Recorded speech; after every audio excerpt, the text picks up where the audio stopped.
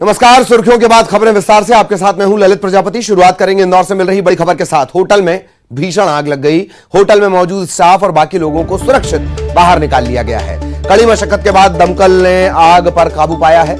आग लगने की वजह साफ नहीं है। विजयनगर थाना इलाके के शीतल नगर का ये पूरा मामला है।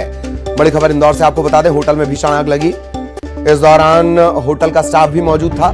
कल सुबह यह आग लगने की घटना सामने आई।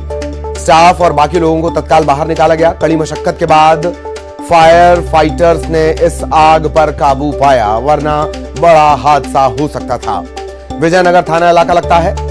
विजयनगर थाना इलाके के शीतल नगर का यह पूरा मामला है। यहां मौजूद होटल में आग लगी और देखते ही देखते फैलती चली गई।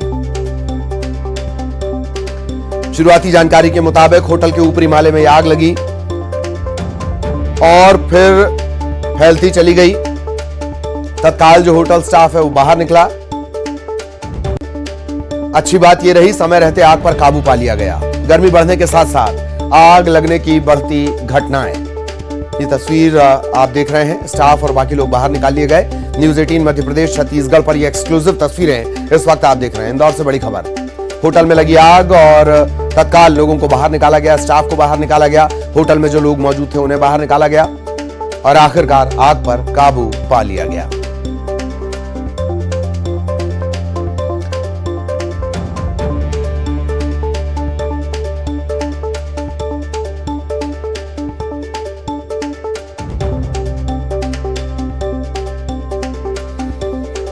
हालांकि साफ नहीं है कि आग लगी किस वजह से, लेकिन देखते ही देखते ये आग अंदर ही अंदर फैलती चली गई। सहयोगी विकास इस वक्त हमारे साथ जुड़े हुए हैं। विकास, पूरा घटनाक्रम क्या ये साफ हो पाया? आग लगने की वजह को लेकर कुछ खुलासा हो पाया? विकास।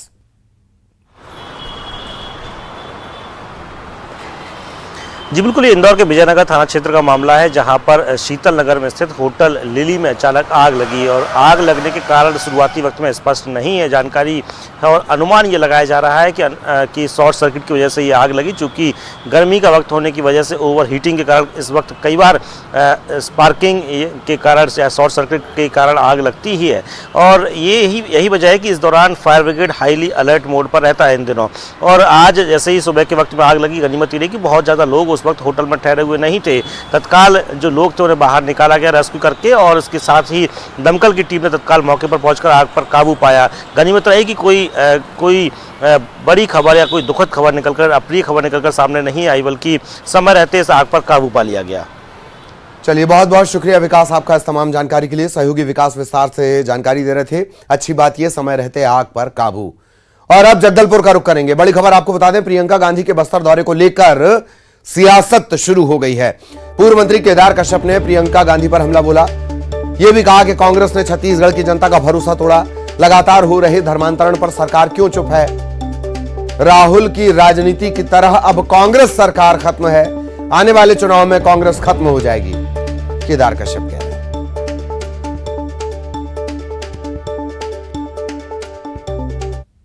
महिला स्वतंत्रता समूह के बहनों का कर्ज माफी का मामला हो, अनेकों ऐसे मामले हैं जिसके मामले में यदि हम जाएं, और विशेष करके हमारे बस्तर के जो आदिवासी लगातार संघर्ष कर रहे हैं, अवैध धर्मांतरण को जिस तरीके से कांग्रेस सरकार सहयोग प्रदान कर रही है, संरक्षण दे रही है, उसके कारण से जो विश्वास का हनन हुआ है, भरोसे खत्म हुआ है, उसको लेकर के ये कार्यक्रम आयोजित किया गया था।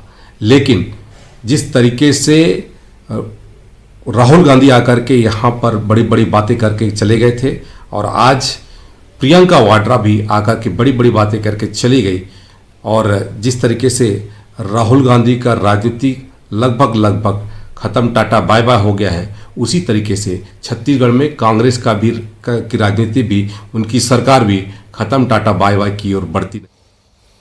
इधर महू में बीजेपी के महासचिव कैलाश विजयवर्गीय ने विपक्ष के नेताओं के महू दौरे को लेकर निशाना साधा। अखिलेश यादव ने कहा कि बरसात में बरसाती मेंढक बाहर आ ही जाते हैं।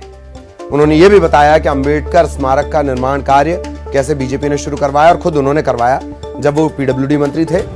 बाबा साहेब को सही मायनों में बीजेपी सरकार ने ही सम्मान दिया है।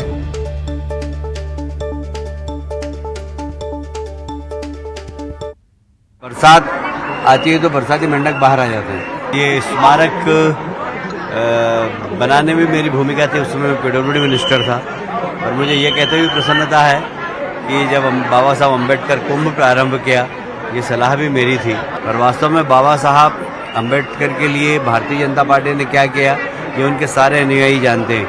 उनकी जन्मस्थली हो, चाहे उनका निर्माण वाला स्थली हो, चाहे उनकी एजुकेशन की स्थली हो, सबको डेवलप करने का काम भारतीय।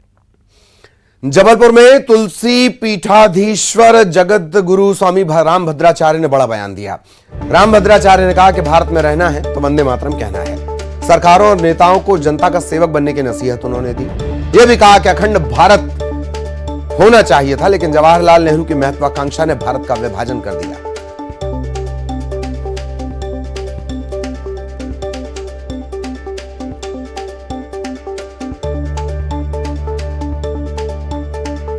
किसी भी तथ्य को एक स्वर से कहेंगे तो सरकार का कोई साहस नहीं कि आपके स्वर को ठुकरा सके।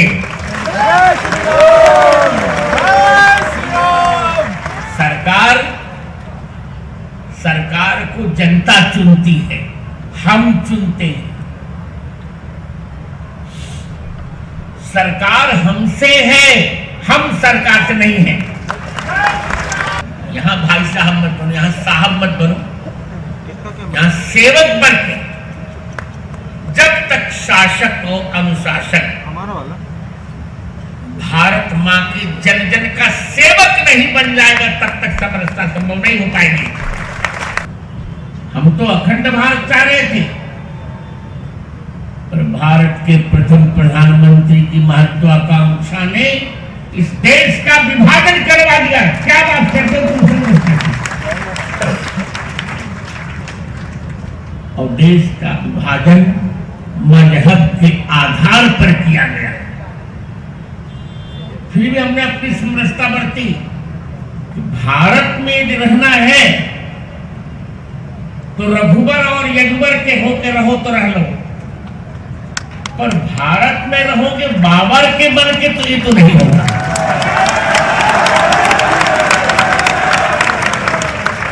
ये नहीं होगा। इसमें हम समरसता का ढोंग नहीं करेंगे, ये तो समविषता हो जाएगी। जिसे भारत में रहना है उसे वंदे मातरम कहना है। इधर खरगोन के महेश्वर में राज्यपाल मंगूभाई पटेल और सीएम शिवराज सिंह चौहान लाडली बहना सम्मेलन में शामिल होने जा रहे हैं। दोपहर 1:30 बजे के बाद राज्यपाल मंगूभाई पटेल और सीएम शिवराज सिंह चौहान यहां पहुंचेंगे। इस दौरान तकरीबन 22 करोड़ 19 लाख रुपए के विकास कार्यों का भूमि पूजन होगा। तैयारियों को अंतिम रूप दिया जा रहा है। सुरक्षा के व्यापक इंतजाम किए गए हैं। पवित्र नगरी महेश्वर में आज प्रदेश के मुख्यमंत्री शिवराज सिंह चौहान राज्यपाल मंगूभाई पटेल के साथ बाबा साहब भीमराव अंबेडकर जयंती के समारोह और लाडली लक्ष्मी बहना का जो महासम्मेलन होने जा रहा है उसमें शामिल होने जा रहा है। ऐसा बताया जा रहा है कि 1:30 बजे के बाद राज्यपाल महोदय और सीएम शिवराज सिंह चौहान यहाँ महेश्वर पहुंचेंगे। इस कार्यक्रम के आयोजन की तैयारी को लेकर व्यापक स्तर पर तैयारियां की जा रही है। स्वयं कलेक्टर शिवराज सिंह वर्मा और एसपी धर्मवीर सिंह मौके पे मौजूद है और लगातार तैयारियों का जायजा ले रहे हैं और इसको जो व्यापक स्तर पर तैयारी हो रही है उसकी समीक्षा कर रहे हैं। ऐसा बताया जा रहा है कि करीब 50,000 से लोग यहाँ मौजूद रहेंगे। विशेष रूप से मध्य प्रदेश में जिस प्रकार से लगातार शिवराज सिंह चौहान के लाडली बहना योजना को लेकर जो दौरे चल रहे हैं, ये महेश्वर का जो दौरा है काफ़ी महत्वपूर्ण माना जा रहा है। इस दौरान जो है महिलाओं से सीएम शिवराज सिंह चौहान खुद व्यक्तिगत रूप से संवाद करेंगे और उनको जो योजना है उसके बारे में पूरी जानकारी देंगे।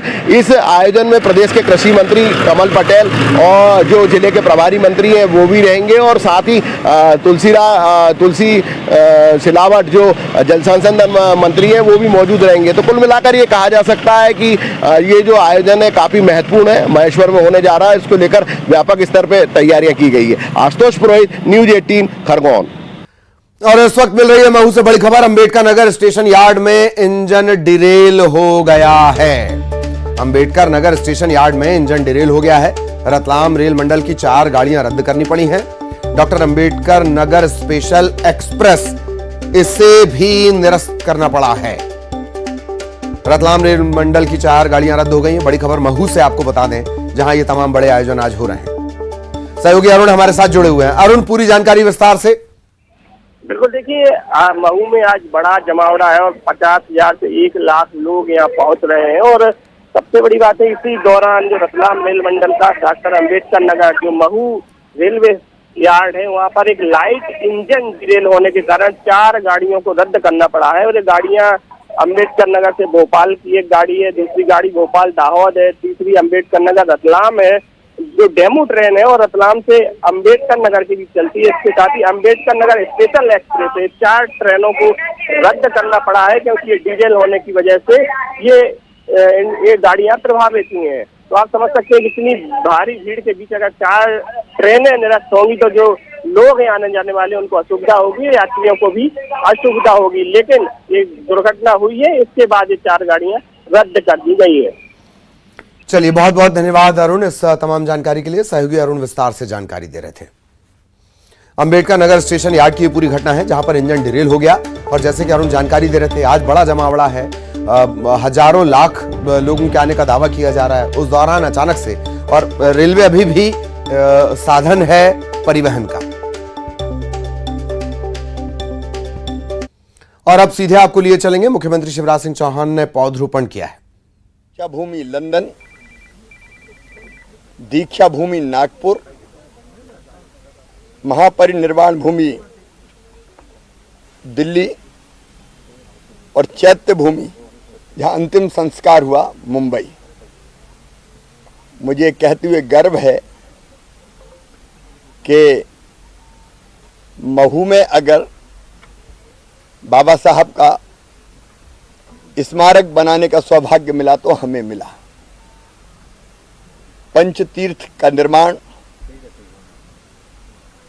और वहां सभी आवश्यक व्यवस्थाएं, मैं प्रधानमंत्री श्रीमान नरेंद्र मोदी जी को भी हृदय से धन्यवाद देता हूं कि उसके लिए उनके मार्गदर्शन में काम हुआ। और मध्य प्रदेश का ये सौभाग्य है कि हमने तय किया है कि इन पंच तीर्थ को हम मुख्यमंत्री तीर्थ दर्शन योजना के अंतर्गत जोड़ रहे हैं। हमने जोड़ दिया है। पंच तीर्थ में से एक तीर्थ है लंदन,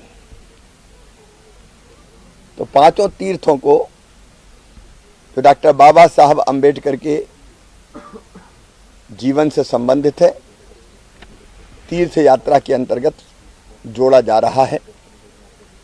दूसरे कई दिनों से वह मांग थी, स्मारक तो हमने बना दिया, लेकिन वहाँ कोई एक अच्छी धर्मशाला, क्योंकि जब उनके अनुयायी आते हैं, प्रदेश के बाहर से बड़ी संख्या में आते हैं, पहले आते थे तो रुकने की कहीं व्यवस्था नहीं रहती थी।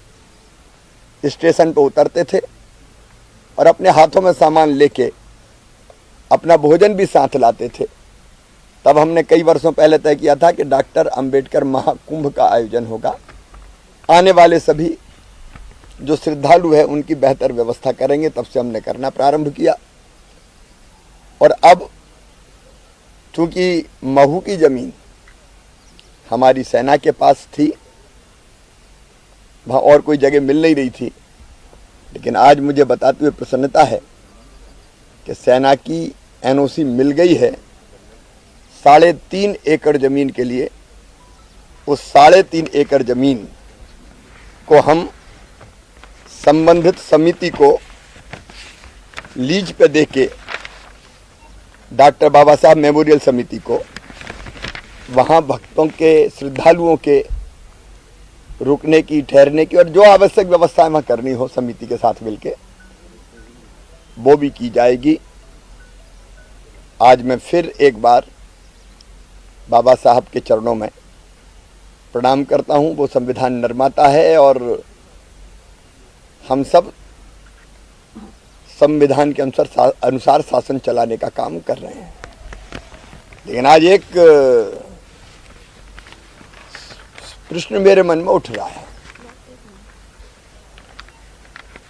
कुछ दिनों से मैं देख रहा हूं, चाहे श्री कमलनाथ जी हों और चाहे श्री दिग्विजय सिंह जी हों। कल दिग्विजय जी बोल रहे थे कि मुस्लिम की संख्या घट रही है। कमलनाथ जी ने रोज अफ्तार में बोला कि दंगे भड़क रहे हैं। दिग्विजय जी, कमलनाथ जी, मध्य प्रदेश शांति का टापू है। ये चुनाव के समय एक कह रहा दंगे भड़क रहे हैं, एक कह रहा है संख्या, एक कह रहा है संख्या घट रही है। क्यों डराना चाहते हो? क्या करना चाहते हो? आपके इरादे क्या हैं? मुझे अजीब लगता है कि इस तरह की चर्चाएं मध्य प्रदेश में की जा रही हैं, जो सर्वथा शांत प्रदेश है, शांति का टापू है। धन्यवाद। सर ओबीसी ने बोला है कि संविधान का। तो मुख्यमंत्री को आप सुन रहे थे। और इधर दिल्ली से बड़ी खबर, फिर बढ़े हैं कोरोना के मामले। 24 घंटे में कोरोना के 11,000 नए केस। पिछले 24 घंटों के आंकड़े डराने वाले। 11,000 नए केस सामने आए हैं। देश भर में एक्टिव कोरोना मरीजों की संख्या 49,000 के पार, यानी 50,000 से कुछ कम। देश भर में कोरोना संक्रमितों की संख्या 49,000 के पार, 49,622 एक्टिव केसेस। 24 घंटे में कोरोना के चलते 20 लोगों की जान भी चली गई है। कोरोना ने अब टेंशन बढ़ा दी है। देश भर में 24 घंटे में 11,000 नए केस, 20 लोगों की मौत। इधर गरियाबंद में छात्रावास में कोरोना बम मानिए फूटा है। 39 छात्र संक्रमित पाए गए।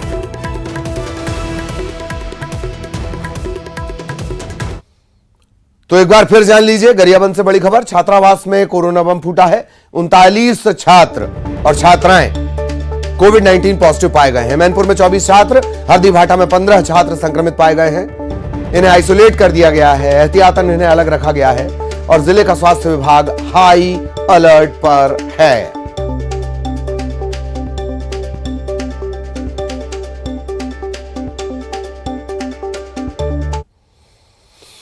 भोपाल से बड़ी खबर, अंबेडकर जयंती पर वीडी शर्मा ने माल्यार्पण किया है अंबेडकर प्रतिमा पर। वीडी शर्मा ने दिग्विजय सिंह पर निशाना भी साधा।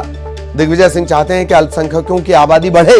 दिग्विजय सिंह को अपने बयान पर मंथन करना चाहिए, ये बात कही है बीजेपी के प्रदेश अध्यक्ष वीडी शर्मा ने।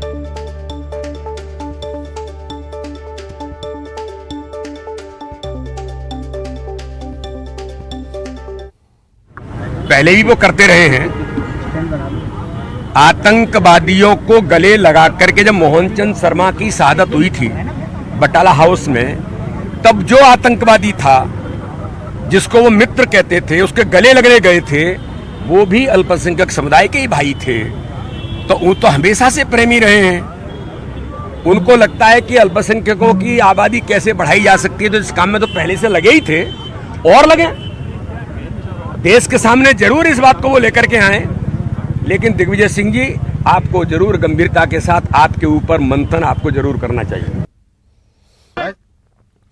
सहयोगी अनुराग इस वक्त हमारे साथ जुड़े हुए हैं। अनुराग, मुख्यमंत्री को भी हमने सुना अभी जब वो पौधरोपण करने पहुंचे थे, और अब वीडी शर्मा को भी लगातार हमलावर अल्पसंख्यकों से जुड़े बयान को लेकर दिग्विजय पर।